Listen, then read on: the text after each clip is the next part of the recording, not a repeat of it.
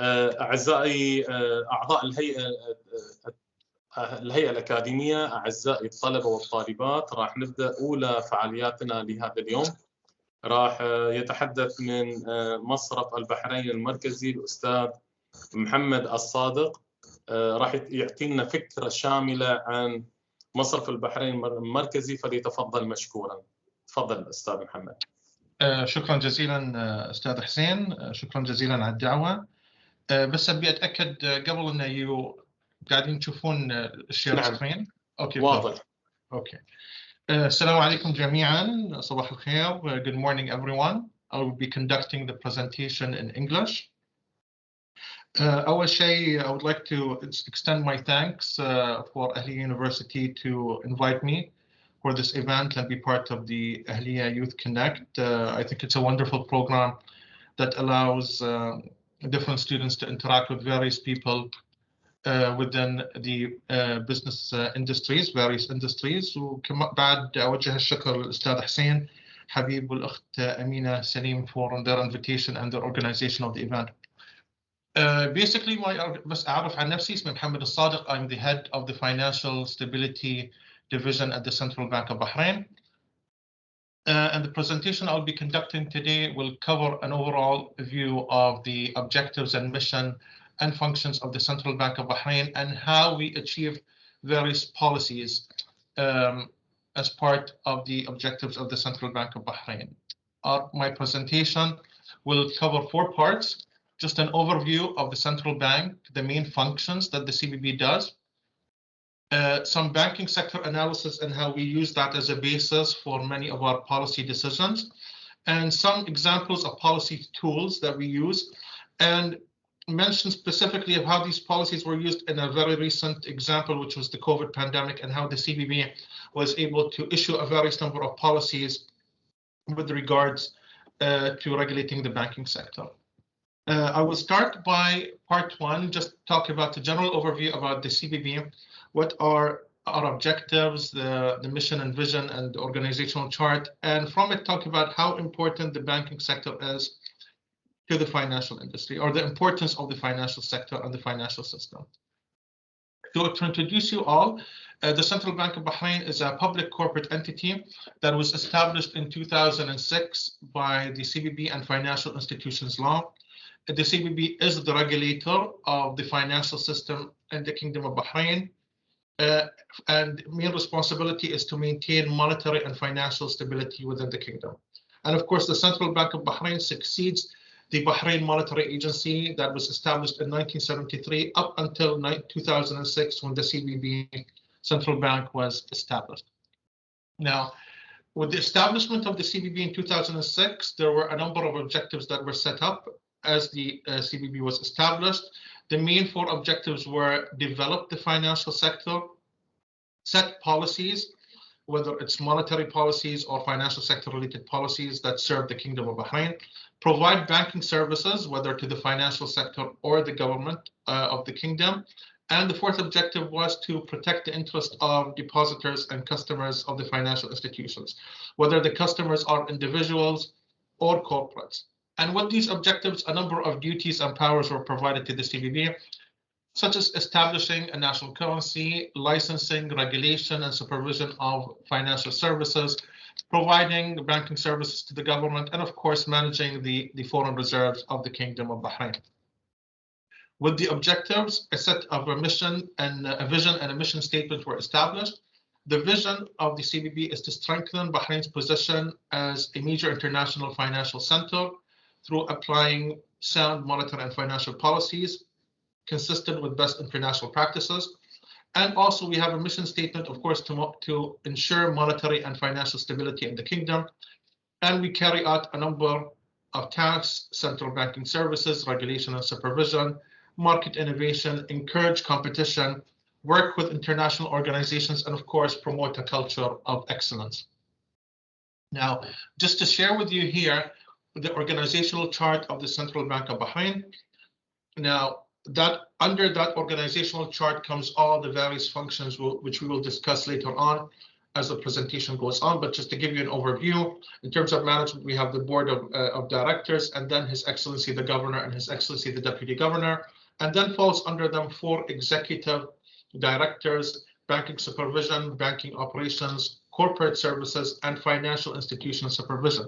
And under these 4 executive directors, all the various directorates and functions that lead the functions of the Central Bank of Bahrain exist. And there's, of course, other units that have more of a overall objective, such as the regulatory policy and licensing, and the financial stability, and also the legal unit that report directly either to His Excellency the Governor or His Excellency the Deputy Governor.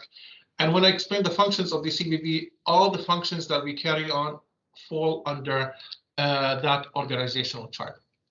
Now, as a regulator of the financial system, CBB, of course, licenses 365 institutions. So there are 365 financial institutions that are licensed by the Central Bank of Bahrain, and they cover a wide range of licenses and institutions. We have 90 banks in the kingdom.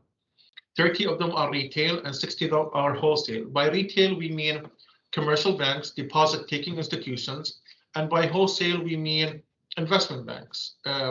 And out of these 30 retail banks, we have 6 Islamic banks, and out of the 60 wholesale investment banks, we have 11 Islamic banks.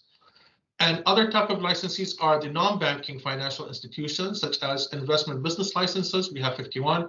We have 133 insurance companies and related insurance companies that offer a variety of services for the insurance industry, and also 83 specialized licenses, such as money changers, rep offices, financing companies, microfinancing companies, and ancillary services that provide various services to the financial sector. And also we have 8 capital market licensees. Now, with explaining the number of licensees and us as a regulator, it's very important to mention the importance of the financial sector to the Kingdom of Bahrain. There's 2 reasons why we believe the financial sector is very important. One, it is a source of employment for the kingdom. As of 2020, we have around 13,700 individuals working in the financial sector. 68% of these individuals working are Bahrainis. 60% of these Bahrainis are men, and 40% are women. Now, the women percentage has been increasing over the past few years, and we hope that it continues to increase. Now, here, the 68% is the overall number of Bahrainis in the entire financial system. But if we go by specific license type, for example, the banking sector alone, the banking sector has 77% Bahrainis working in that sector. And that's a great sign to show that we have educated individuals with the necessary skills and knowledge and expertise to be part of that industry, and that we do not depend on basically foreign markets and foreign expertise to provide us with individuals to work in that industry. We're capable of having individuals with the right set of knowledge needed to be part of that industry. Now, the second reason why the financial sector is very important for the Kingdom of Bahrain is, of course, its contribution to the GDP, the gross domestic product for the Kingdom of Bahrain, and its contribution to the economy. As of 2020, the financial sector contributed to 17.9% of the overall economy of the kingdom. It is considered the largest non-oil contributor. As of 2020, oil contributed 19.5% to the GDP. Financial sector services provided 17.9%, and even bigger than government services and even the manufacturing sector, which was at 14.3%. So the financial sector is really contributing to the economy of the Kingdom of Bahrain, making it one of the major contributors within the economy, and emphasizes the importance of that sector. Now, just moving on with the presentation, whenever I mention financial system, the financial system basically means 3 things. 1, the financial intermediaries. 2, the financial infrastructure. And 3, the financial markets. Now, by financial intermediaries, we talk about institutions, a bank, an insurance company, a retail bank, a financing company. And by financial infrastructure, we talk about the various infrastructures that are used to provide these services. For example, ATM, digital wallets, Fawri Plus, instant payment systems. And with the financial markets, of course, we talk about the market in which that industry is operating in, whether, for example, the credit market, we talk about the capital market, Bahrain bourse, we talk about the insurance sector. So these are the three components that are under or that are referred to whenever we talk about the financial system. Now, moving on to part 2, where I talk about the main functions of the Central Bank of Bahrain, and of course, they all fall under the organizational chart that I displayed before. One of the main parts of or functions that the Central Bank of Bahrain carries is the CBB is responsible for setting and implementing monetary policy in the Kingdom of Bahrain. And one of the main things that we maintain is a fixed exchange rate regime between the Bahraini dinar and the US dollar. And of course, all of us know that, or most of us know that the rate is $1 equals 0.376 Bahraini dinars. Now, the exchange peg has provided an anchor for monetary policy for the Kingdom of Bahrain and the financial sector over the years for multiple reasons. It's a source of low inflation and stability, and for the stable currency, and very important on the long term for the Bahraini economy.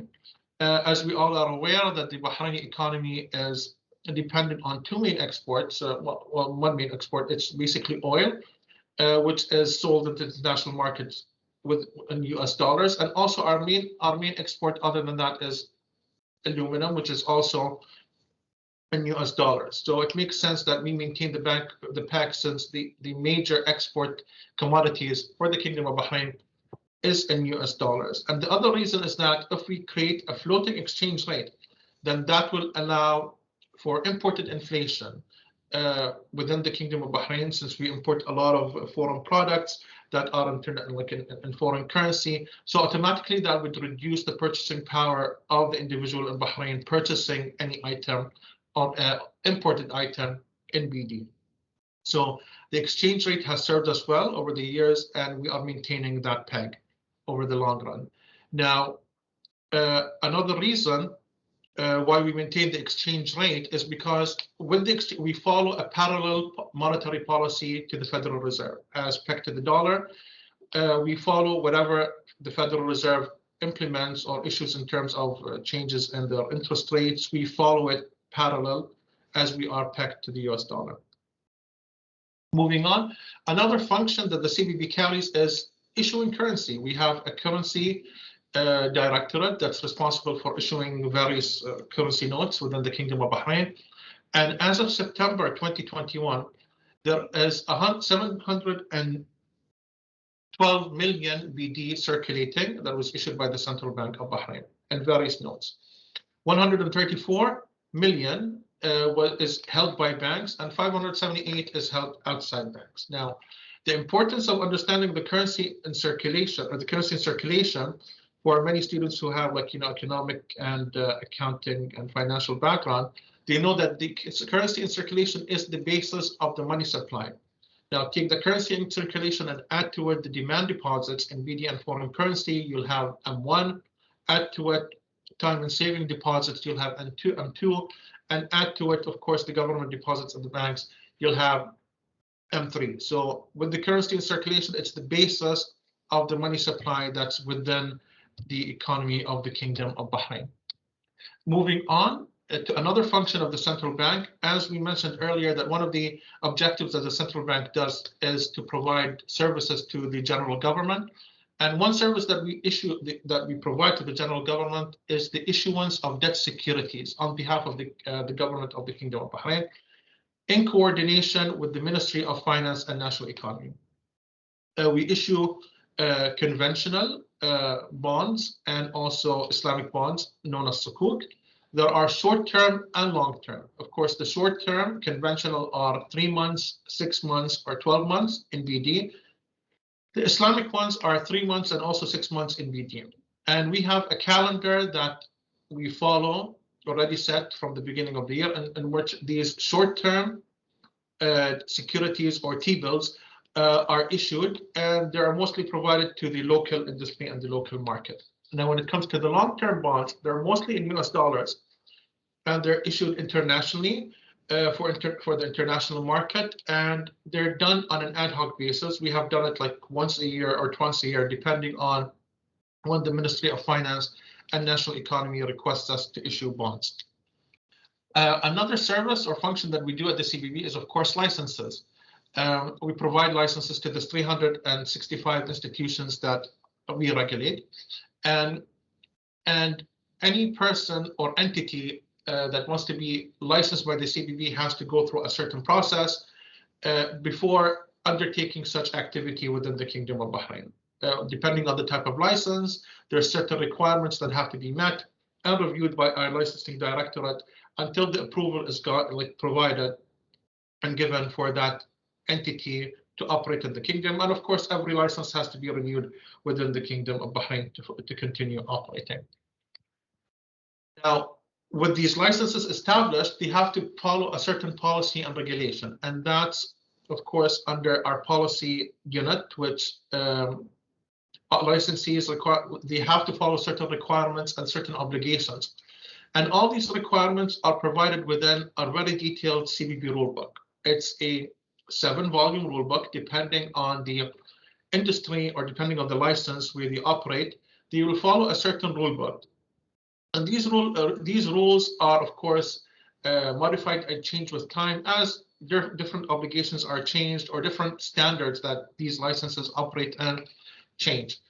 For example, when it comes to Volume 1 and 2 for conventional Islamic banks, after the financial crisis of 2008, of course, a lot of the financial industry and the banking industry specifically were moving towards implementing Basel III requirements. And with that, our rule book and these different elements of these volumes were changed to meet these new requirements and for banks to follow these type of requirements. Now, with establishing these policies and regulations, we have supervision directorates and entities that will supervise these licensees to make sure that they are in accordance with the international standards and the CBB law. We have the banking supervision, insurance supervision, non-banking financial institutions supervision, also capital markets. And there's two types of supervision that we do at the CBB. One is on-site supervision, which is inspection, where the CBB team would go to the licensee and inspect them to make sure that they comply with the various regulations and laws of the CBB and international standards and best practices. And there's off-site supervision, where the licensee provides us with various type of requirements, reporting, to make sure that they're in line with these international standards. Another thing that the CBB does is anti-money laundering. The CBB takes a key priority in the fight against money laundering and combating financing of terrorism. And Bahrain is part of the Financial Action Task Force. And that mandate comes under the Compliance Directorate, which ensures compliance with relevant standards and activities, including analyzing crime trends and developments, promoting awareness of financial crime risks, issuing AML-CFT regulation, disseminating blacklist, handling consumer complaints, and encouraging, of course, the financial industry to spread awareness to its consumers and clients. For example, every person who has a bank account or uses a financial service is always, we receive SMS messages to not provide our information, whether it's a PIN number or our ID number, to any person who's asking it, because the financial institution would not request such information. Another thing is requesting the source of funds. If you're going to do a certain transfer through a bank or a money changer, if it's beyond a certain amount, you'll have to provide the source of funds to make sure that these sources of funds are not questionable and in line with our AML-CFT standards. Moving on, another thing that the CBB does is looks over and overviews the national payment and settlement systems in the kingdom. There are various number of payment and settlement systems for various functions. One of them is the RTGS, the real-time gross settlement system, which basically settles the interbank transactions between banks. Another one is the Bahrain check truncation system, to basically settle the check transactions that are operating under the financial system. And recently we issued the electronic check system. And these two systems are basically operated by the Central Bank of Bahrain. Other systems are the ATM clearing and the electronic fund transfer systems, which are basically operated and supervised by the benefit company. Now, the ATM clearing, it makes sense. It's basically the transactions that happen from ATM withdrawals of cash. I have an ATM in one bank. I go to another bank and I use the ATM to withdraw. At the end, these transactions have to be cleared. Basically, when we talk about the EFTS or the electronic fund transfer system, we're talking basically about the near real-time settlement systems, اللي هو فوري Plus, and فواتير. Now, these three systems have been very important in moving the financial system in Bahrain towards more of a cashless society. And I just would like to show that graph where basically we're showing since 2017 till June 2021 the monthly transactions of Fawri Plus, and Fawatir. And the main part I want to highlight is the the Fawri Plus graph, which is the golden one.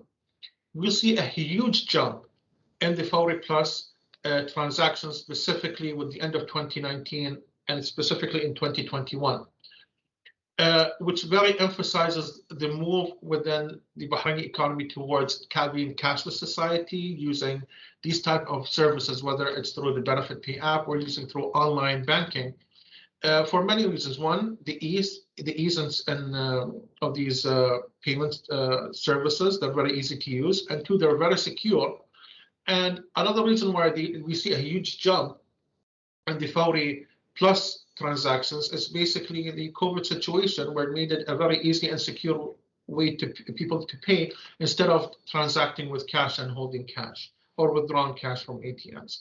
Like, we reached a level in June 2021 where there's like between 300 and 350 million in terms of value of transactions done on a monthly basis in terms of Fawri Plus, which is like a very good sign. Moving on to the Reserve Management Directorate, and basically this directorate within the CBB, the main function is that they manage the Bahrain's foreign reserves, the reserves in foreign currency, and their key objectives are to ensure a high level of liquidity available, preservation of the capital, enhance returns and maintain risk-averse portfolios, and also high aggregate portfolio quality. The foreign reserves of the kingdom at the central bank are maintained in several portfolios, liquidity portfolios invested in short-term money market instruments, and also fixed income portfolios invested in debt securities and eligible markets. Now, moving to the fintech industry within the Kingdom of Bahrain and also under the CBB, and that's, I think, the fun part where a lot of individuals will find like that over the past few years, the CBB has created a digital transformation strategy where we would like to facilitate a number of fintech initiatives within the kingdom. It started with the establishment of the Fintech and Innovation Unit in October 2017. And the goal of the Fintech Unit is to ensure adequate regulatory framework for various basically financial services, to enhance the financial services either for individuals and corporates. And the first thing that the central bank has done is issued a regulatory sandbox,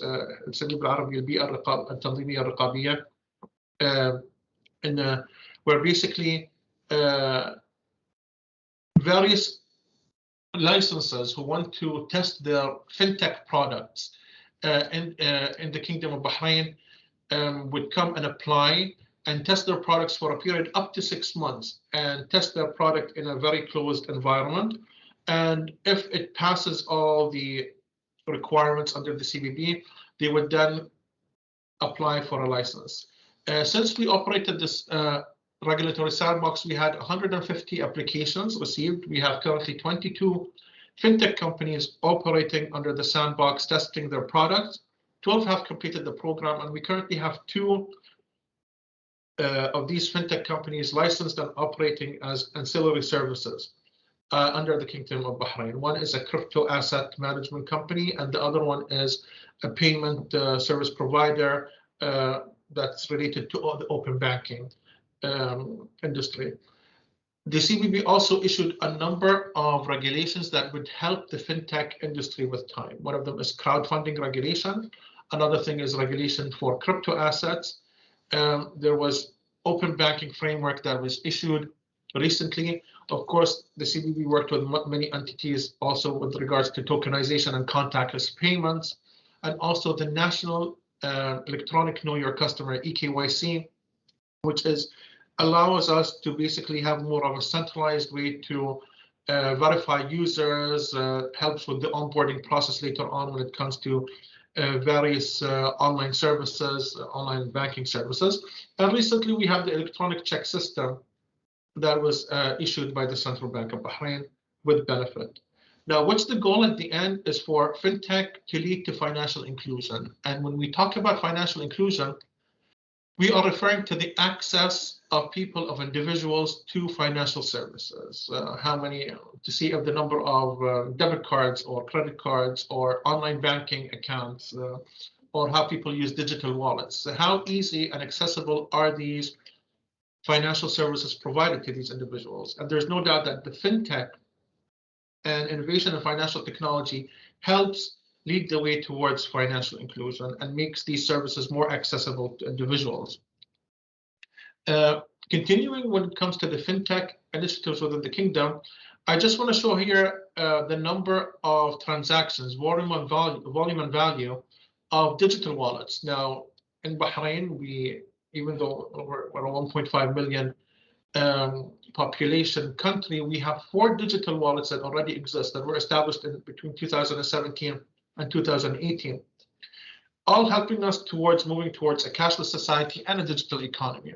Now, the use of these digital wallets has increased dramatically over the past couple of years. Specifically, we see a jump in 2020 for the reason that they are, again, simple to use and very quick and efficient. For Q2 in 2021, we had around 1.1 billion Bahraini dinars in terms of transactions and worth of value, and they equate 33.7 million transactions. Now, moving on to financial stability, another function in the Central Bank of Bahrain, led by the Financial Stability Directorate that I'm under.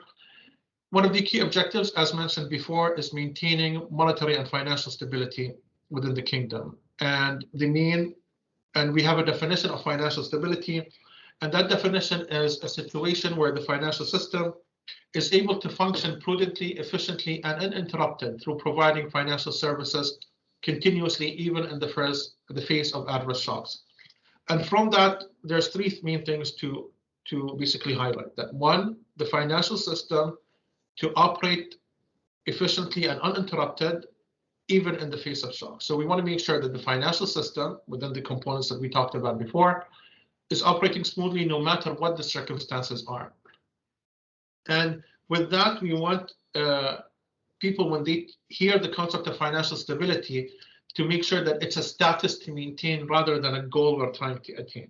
We want to maintain financial stability regardless of what situation we're on, regardless of the economic situation, regardless of the COVID pandemic that we are having. We just want to maintain financial stability, that the financial system is operating smoothly. And with that, we do a number of functions, conduct macroprudential surveillance of the financial system. And we talk about macroprudential, we talk the overall system. We don't look at individual institutions, micro level, or looking at individual institutions. That's the job of banking supervision on-site and off-site.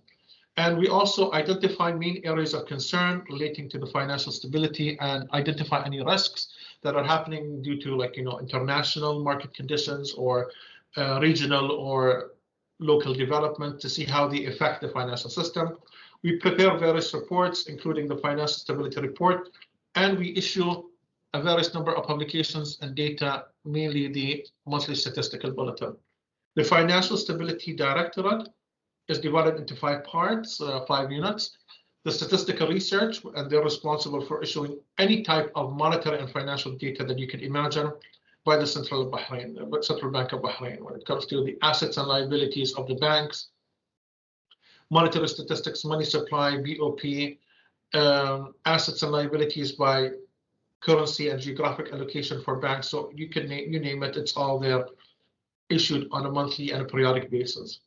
Another unit is the International Relations Unit, and it's responsible for maintaining and contacting various international organizations, such as the International Monetary Fund, the Arab Monetary Fund, rating organizations such as S&P and FITCH for the rating exercise that happens for the Kingdom of Bahrain.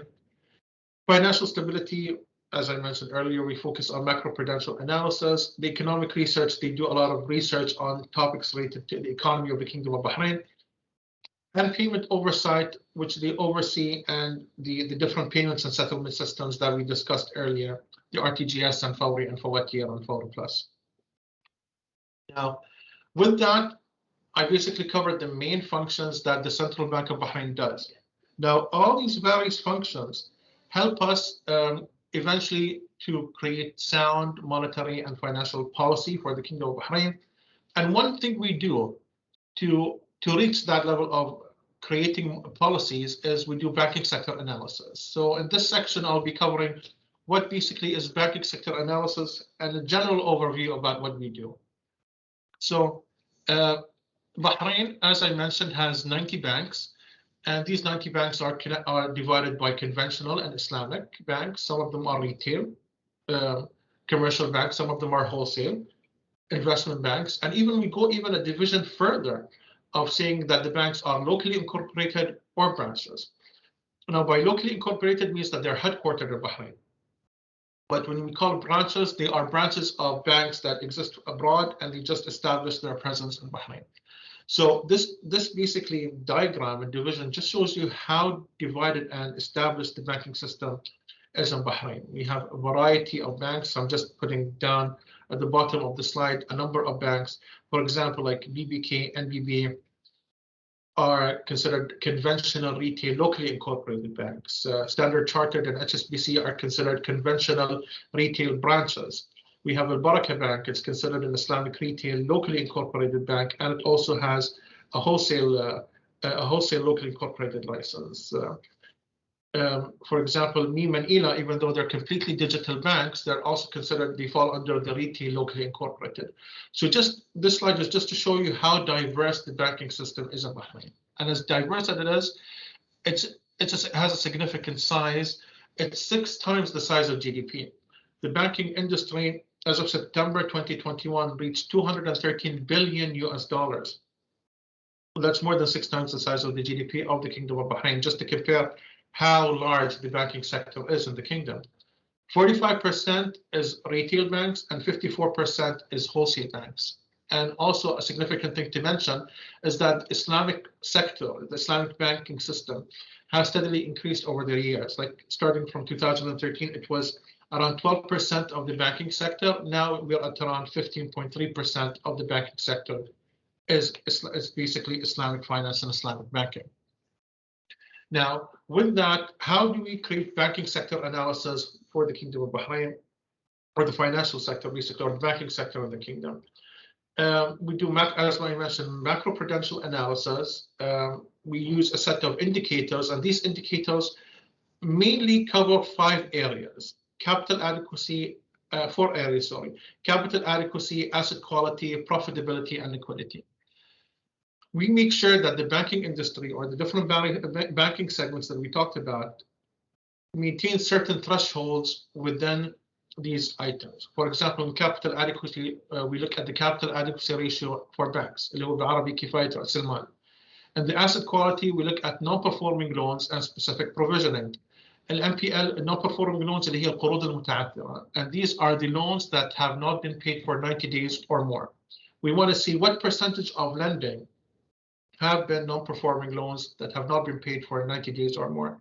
Specific provisioning, اللي هي نسميها المخصصات, the provisions that were set aside for these loans. Usually what the bank does is that when the probability of a loan not being paid, a bank is required to set aside a certain amount of money to cover a certain limit these bad loans. And of course, the longer the period of time that that loan has not been paid, the higher the provisioning has to be set. Profitability, we look at return on assets, return on equity. Liquidity, we look at liquid assets and also the loan deposit ratio. And the liquid assets are mainly the cash, marketable securities, and the placements that are maturing within 1 month. In the next slides, I'm just going to show, for example, how the performance of these indicators were over a period of time, specifically during the COVID period, and how at the central bank, when we look at these figures, know how well the banking sector is performing. For example, when we look at the capital adequacy ratio, the capital adequacy ratio for banks in Bahrain is 18.8%. That is a very good number. The minimum requirement that we have for the Central Bank of Bahrain is 12.5%, which is already above the international standard of Basel III at 8.5%. So we already have a higher standard than the international standard, and our actual numbers are much above the required minimum of 12.5. And we see that the capital adequacy kifayat ra's al-mal fluctuated between like 18 and 90% over the past few years, which is an indication that the banks have always been in a good capital position. Another thing to look at is the non-performing loans, اللي هو مثل ما تكلمنا القروض المتعثرة. And 3.8% of the loans by the banking sector are bad loans that have not been paid in 90 days or more, which is actually a very good number. Usually the sweet spot is always between 5 and 6%. And if you look carefully over the past few years, that number has been decreasing. On the other hand, the provisioning figures have been increasing, which is also a very good sign. Specifically, they started increasing with Q1 of 2020, with the COVID pandemic happening. It's a sign of banks being more prudent and more cautious for, like, you know, in terms of, God forbid, like, you know, something happened, but they always trying to be conservative and ready. Moving on, for profitability and liquidity, we look at return on assets and return on equity. Profitability has remained positive for the Kingdom of Bahrain. We just had a dip in Q1 2020, as seen here, for basically two main reasons. One is that a lot of banks have set provisioning aside in case of the non-performing loans increasing, and also because a lot of conventional banks had a reduction in terms of their interest income with the loan deferral programs that happened and requested by the Central Bank of Bahrain and provided by many retail banks. That's affected, of course, the interest income of these banks, so the profitability decreased. And of course, the liquidity position remains resilient and stable. 26.5% of all assets of the banking industry are liquid assets, and the loan deposit ratio is 70%, which is also a very good number. When we talk about the loan deposit ratio, of course, all the banks have deposits, and from these deposits, they issue loans. What's the percentage of these deposits given out as loans? It's 70%. If it's a very low number, that means that the banks are being very risk averse and they're not contributing much to the financial sector. If it's a very high number, that will also be a problem. So 70% is actually a good number. With that, I'll move to the fourth part of the presentation to talk about CBB policy tools. Now, I mentioned the various functions, the various tools that we use, the different things that we do within various departments, and the banking sector analysis.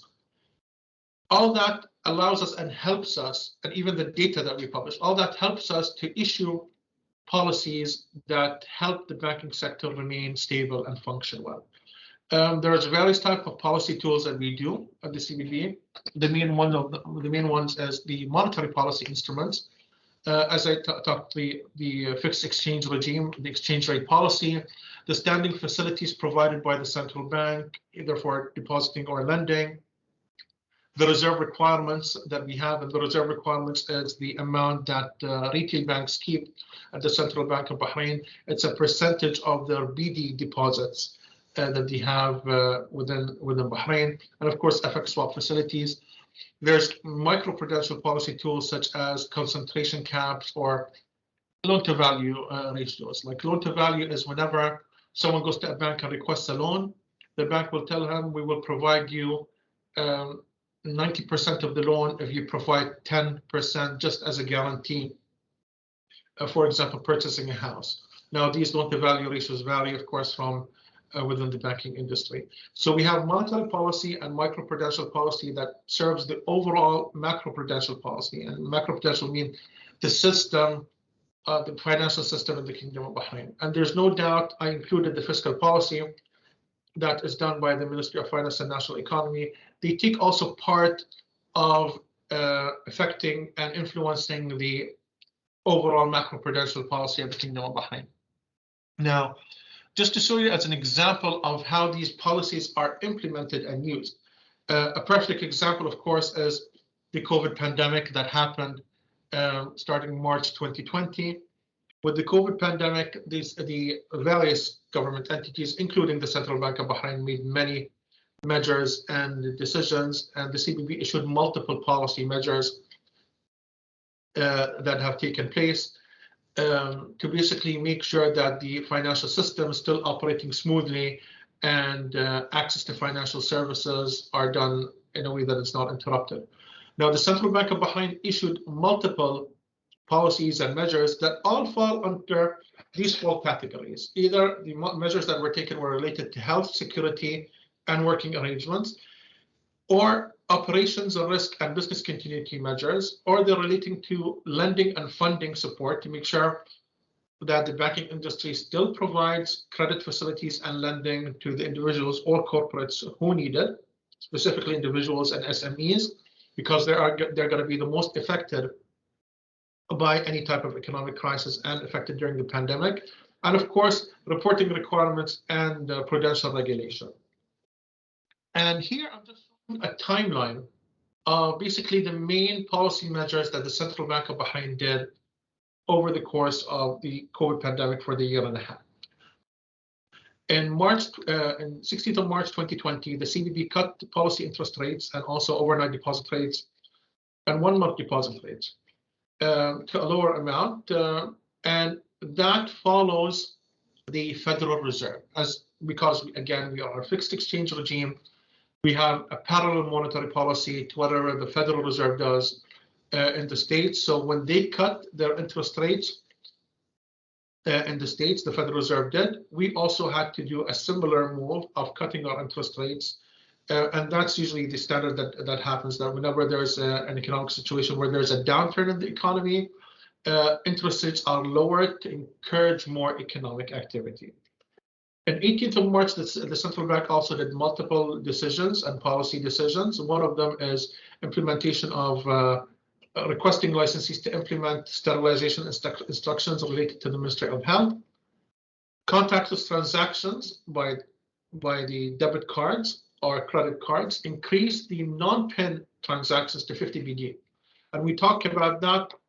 What we mean by that is that whenever you do a POS transactions that's contactless, initially the limit was 20 dinars. If it's more, you have to put the PIN. To encourage people to use contactless payments and not touching the POS machine, we increased the limit to 50 BD.